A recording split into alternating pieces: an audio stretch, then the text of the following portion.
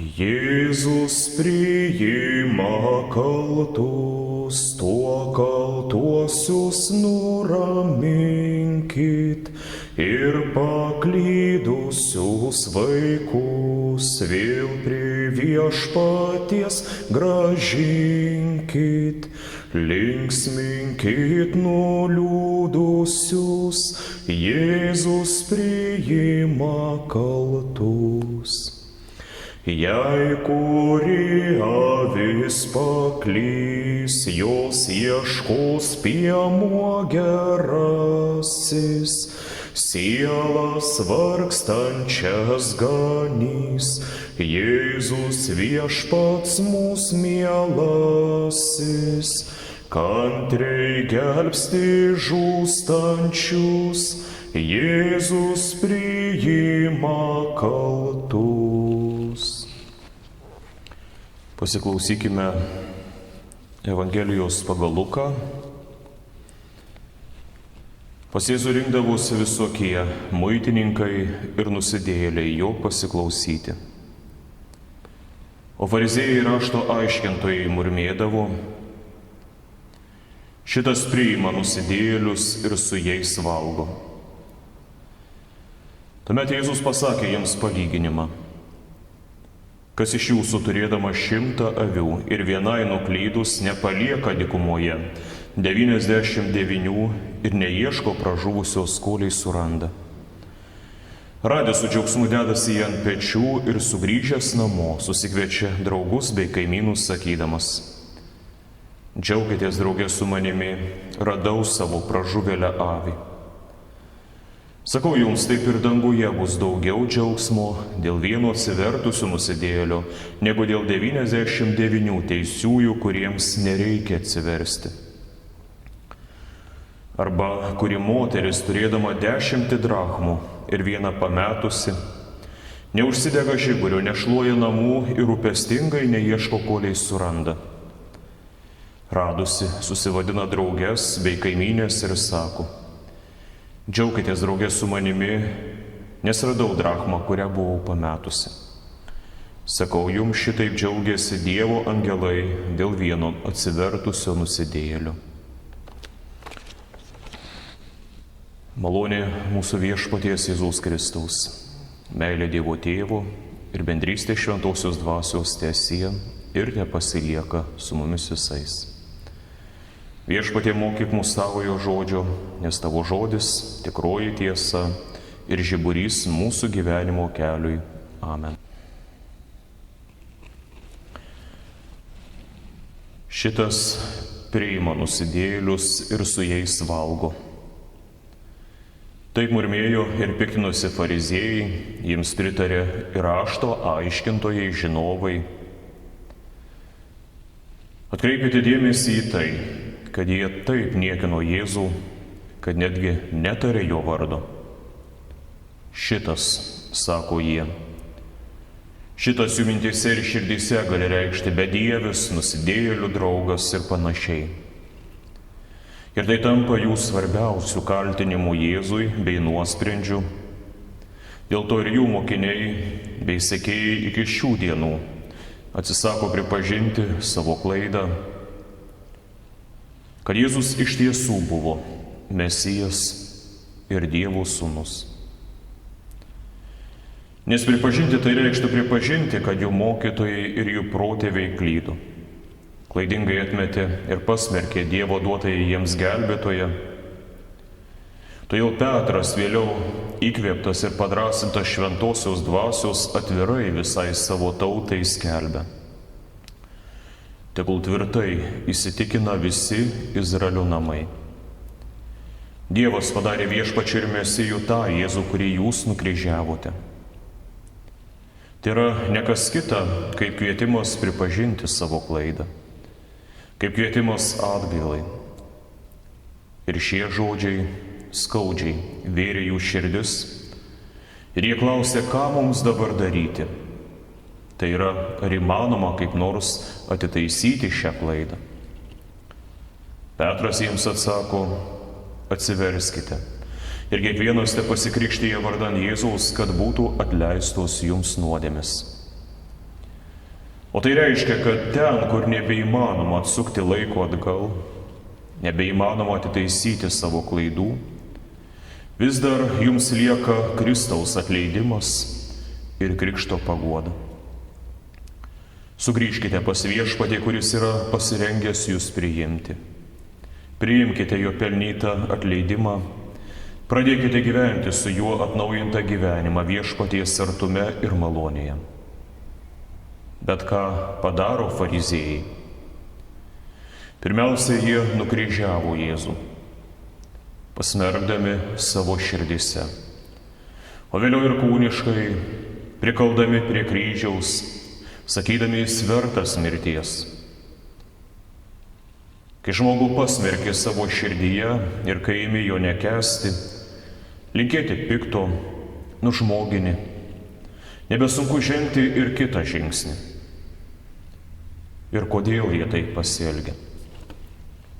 Jų akyse Jėzus sulaužo to laiko normas ir pažeidė įstatymą.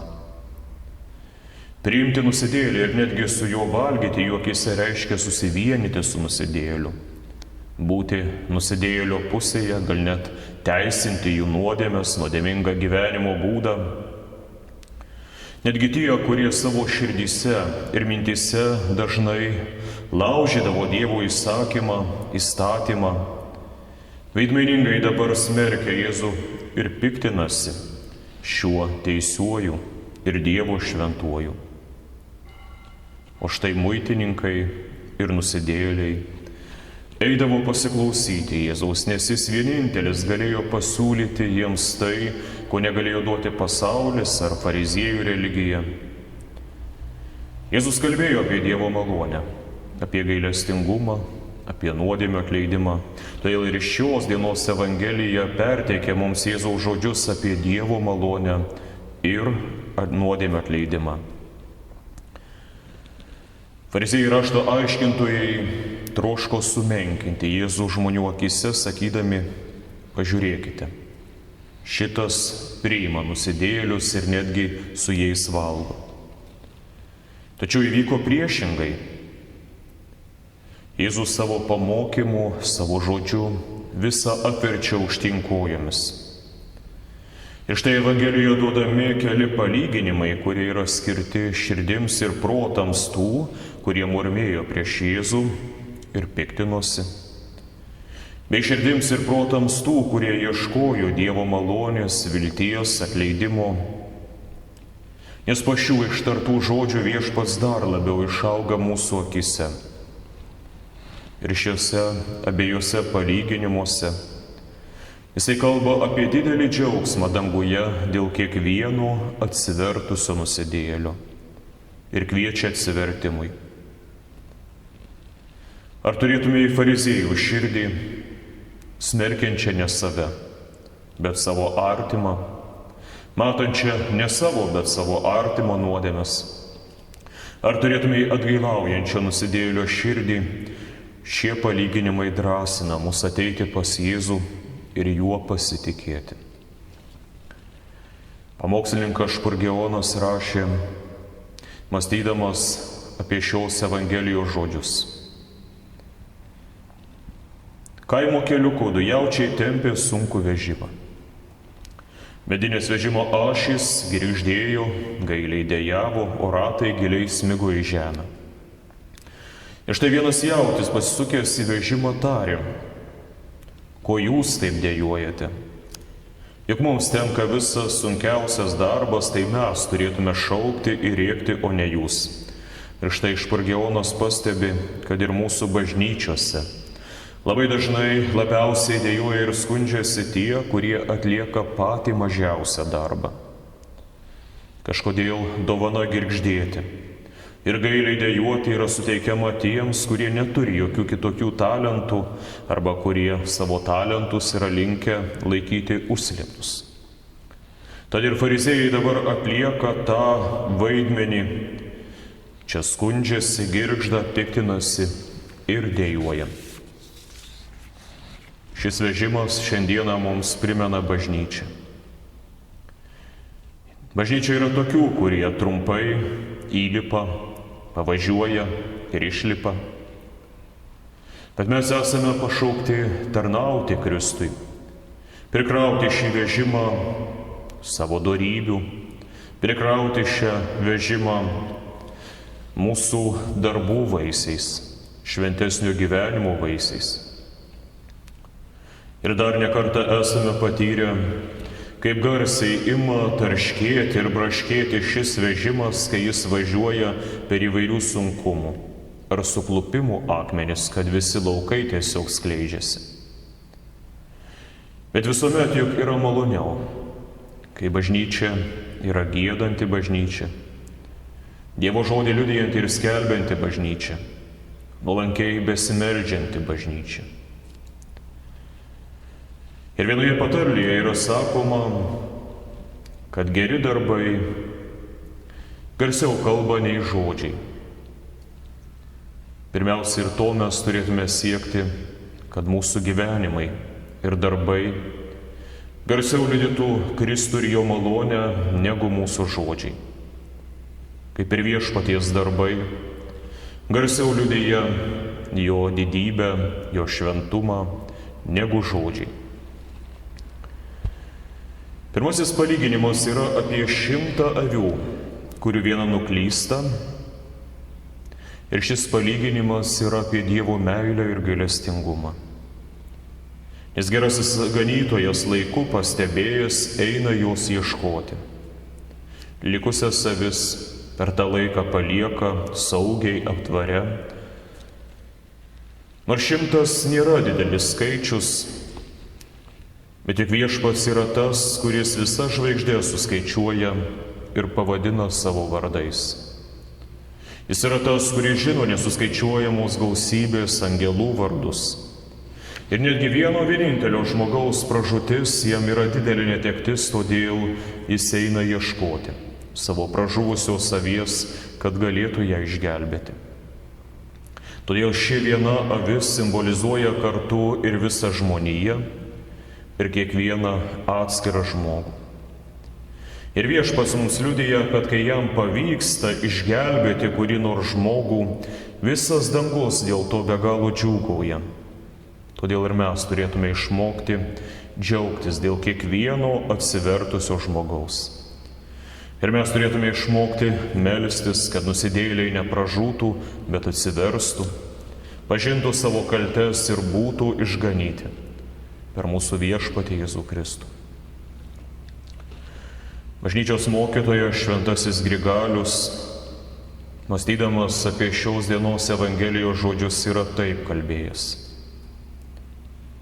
Danguje yra didesnis džiaugsmas dėl atsivertusio nusidėjėlio, panašiai kaip karo vadas vedantis į mūšį, labiau mylės tą kareivį, kuris pradžioje išsigandęs bando pabėgti nuo priešo, bet vėliau drąsiai jį persekios. Nei tą, kuris niekada nebuvo nusisukęs, bet ir nedarė jokių drąsių poelgių. Kaip ir ūkininkas labiau mylės tą žemę, kuri pirmiau auginusi jam vien erškėčius, vėliau duos gausų derlių, negu tą, kurioje niekuomet neauga erškėčiai, bet ir kuri niekuomet jam nedavė norimo, patinkančio gausaus derliaus.